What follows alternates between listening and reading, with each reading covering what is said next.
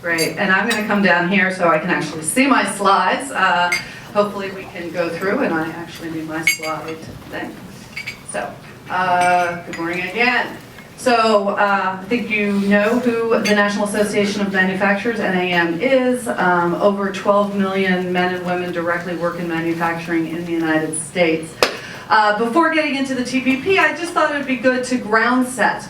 Does America make anything anymore? Do we manufacture? We sure do. And we manufacture more today than we ever have before. And manufacturing has gone up and up with NAFTA, with Korea, with the Australia FTA, as have our manufacturing exports. And we've seen substantial growth, both in U.S. manufacturing value-added output and manufactured goods exports for quite a long time. Manufacturing, there's a lot of great material about the value of manufacturing to the U.S. economy. Bruce talked about some of it. We can give you lots more, but one of the facts that I think is important, manufacturing jobs typically pay higher in the United States than non-manufacturing jobs. And when you look at those manufacturing jobs that are in the most trade-intensive sectors, they pay even more, as this work by Maypai shows, and it's a pretty significant one. My charts are there, Thea, if you want to take a look. You've seen it before. So looking at the TPP, this is a big agreement. It's a complex agreement. It's with developed and developing economies. We have the TPP-6. We already have free trade agreements with those. The TPP-5. The U.S. doesn't have trade agreements, but those have some of the largest populations, GDP. They represent about half of the total TPP-12, as we want to talk about it. And then when you look at it, countries like Malaysia and Vietnam, Bruce talked about the growth in the Asia Pacific. I think this sort of depicts what we're seeing. We're seeing massive GDP growth over the last number of years, and the projections are even higher.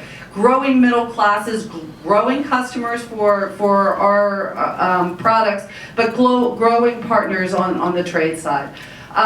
Just thought it'd be nice to level set. We already have a robust trade relationship with our 11 TPP partners in the manufacturing side. Ex-US manufactured goods exports to these countries represent about 45% of total exports and about 35% of our total manufacturing exports. This chart, I think, is particularly important because it shows the loss of competitiveness that manufacturers in the United States have felt with those TPP-5 countries where we don't have trade agreements.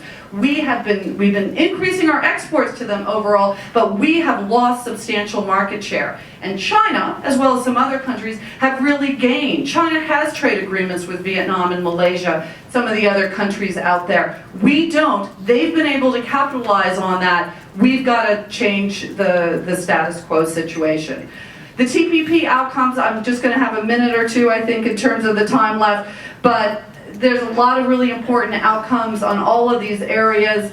Tariffs, yeah, they're 19th century issue. They are still with us, and there are some really high tariffs out there, but we have made substantial progress. And for manufacturers, when we look overseas, the TPP will eliminate all foreign tariffs on our exports. That is a huge win for manufacturers in the United States.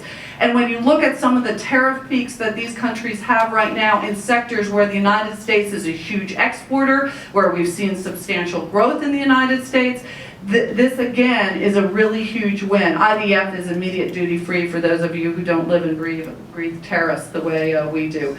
The non-tariff barriers, TPP makes great progress in reducing and eliminating, in many cases, non-tariff barriers that have frustrated manufacturers in a wide number of sectors. It improves the standards on things from intellectual property, reciprocal government procurement, investment, transparency, anti-corruption. There's a whole bunch of areas where the TPP just really makes a lot of gains. Now, as I mentioned during the questioning with Bruce, not everybody thinks it goes far enough, and there are some issues that the administration and Congress are trying to work out to make further improvements. But overall, there are huge wins for wide numbers of manufacturing sectors out of the TPP. And I cannot talk about a trade agreement without talking about dispute settlement. if we can't enforce the rules that are agreed to, then it's not worth the paper on which it's written. And the TPP has strong, binding, time-limited dispute settlement across the major areas of agreement. And that is really important going forward. And that is my time. So thank you very much, and I will turn it back to Nicole.